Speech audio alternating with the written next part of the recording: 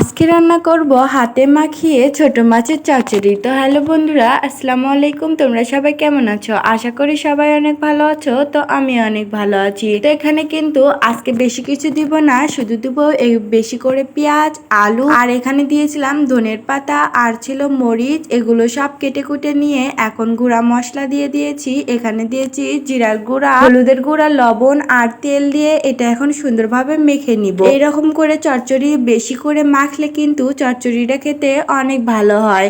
তো এটা যত ভালোভাবে মাখা যায় তরকারির স্বাদটা কিন্তু তত বেড়ে যায়। এখানে দেখো সুন্দরভাবে মেখে নেওয়ার পর আমি এই যে মাছগুলো এখন দিয়ে নিব। এগুলো কিন্তু টাটকা বাটা মাছ ছিল। এই মাছ দিয়ে চচ্চড়ি করলেও কিন্তু অনেক ভালো লাগে। তো আমার ভিডিওগুলো তোমাদের কাছে কেমন লাগে সবাই একটু কমেন্ট করে জানাবা। আর এই যে দেখো আমার চচ্চড়িটা মাখা হয়ে গেলে আমি পরিমাণ মতো পানি দিয়ে দিব। দিয়ে এই যে দেখো আমার চচ্চড়িটা প্রায় হয়ে এসেছে। এখন আমি এটা অল্প কিছু জাল দিয়ে এটা লাগিয়ে গেলে আমি এটা নামিয়ে নেব। তো আজ এই পর্যন্ত, সবাই ভালো থাকবা। আল্লাহ হাফেজ সবাইকে।